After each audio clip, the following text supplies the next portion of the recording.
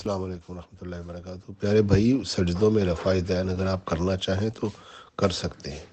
یہ میں آپ کو بتا دوں کہ رفع دین کرنے یا نہ کرنے سے نماز جو ہے نا وہ ٹوٹ نہیں جاتی، نماز خراب نہیں ہو جاتی، لیکن یہ ہے کہ جو رفع دین رکوع سے پہلے والی، رکوع کے بعد اور تیسری رکعت کے شروع میں، یہ رفع دین کی حدیثیں بہت زیادہ ہیں، اس کو ترک نہیں کرنا چاہیے۔ سجدوں والی رفع دین اہل تشیع کرتے ہیں، ان کے پاس بھی روایت ہے اور بالکل اتھینٹک روایت ہے ان کے ہاں۔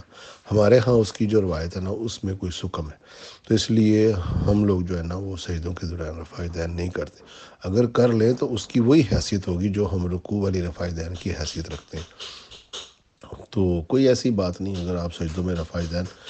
کریں یا نہ کریں کوئی فرق نہیں پڑتا، لیکن یہ ہے کہ کوئی بھی عمل ہم جب کریں نا، یہ میں آپ کو ایک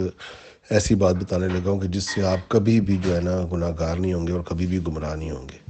کوئی بھی چیز آپ نے کرنی یا نہ کرنی ہے نا، اس کو یہ سوچ کے نہیں کرنا کہ ہمارا فرقہ نہیں کرتا تو ہم نہیں کریں گے، یا ہمارا امام نہیں کرتا تو ہم نہیں کریں گے، یا ہمارا فرقہ کرتا ہے تو ہم کریں گے، یا ہمارا امام کرتا ہے تو ہم کریں گے۔ ایسا کبھی نہیں سوچنا۔ آپ نے یہ تسلی کرنی ہے کہ یہ ہمارے نبی علیہ الصلوۃ والسلام کا عمل ہے، اس لیے ہم کر رہے ہیں۔ اگر اس میں آپ کو کوئی غلطی بھی لگ جائے گی نا، مگر آپ نے یہ سوچ کے وہ عمل کیا یا یہ سوچ کے وہ عمل ترک کیا کہ میرے نبی علیہ الصلوۃ والسلام کا یہ طریقہ ہے، اس میں اگر آپ کو غلطی بھی لگ گئی نا تو اللہ تعالیٰ آپ کو اس کا محاسبہ نہیں کرے گا، کیونکہ آپ نے تو یہی سمجھ کر کیا کہ میرے نبی علیہ الصلوۃ والسلام کا یہ طریقہ ہے، اس لیے میں کر رہا ہوں۔ جو لوگ رفع دین ترک کر دیتے ہیں، اگر وہ یہ سوچ کے کرتے ہیں نا کہ میرے نبی کا یہ طریقہ ہے، تو پھر تو ان کو محاسبہ نہیں ہوگا۔ اگر اس نے یہ کر لیا نا کہ امام ابو حنیفہ نہیں کرتے تھے میں اس لیے نہیں کروں گا، یا میرا فرقہ نہیں کرتا میں اس لیے نہیں کروں گا، پھر ان کی پکڑ بہت بڑی ہونے والی ہے۔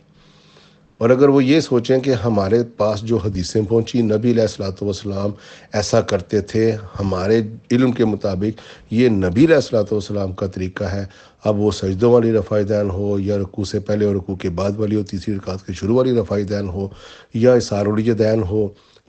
یا ہاتھ باندھنے کا عمل ہو، یا فاتحہ خلف الامام کا عمل ہو، یا آمین بالجہر کا عمل ہو، اگر آپ نے یہ سمجھنا کہ یہ میرے نبی علیہ الصلوۃ والسلام کا طریقہ ہے، میں اس لیے یہ کرتا ہوں یا چھوڑتا ہوں، اس میں اگر آپ کو کوئی غلطی بھی لگ گئی نا تو پھر آپ کا محاسبہ نہیں۔ اگر آپ نے یہ سمجھا جی ہم بریلوی ہیں ہم اس لیے نہیں کریں گے، اگر کسی نے کہا جی ہم اہل حدیث ہیں ہمارے اماموں نے یہ بتایا ہم اس لیے کریں گے، یا شیعہ نے اس لیے اظہار الیدین کیا کہ وہ کہتے نہیں ہمارے اماموں سے یہ آیا ہے،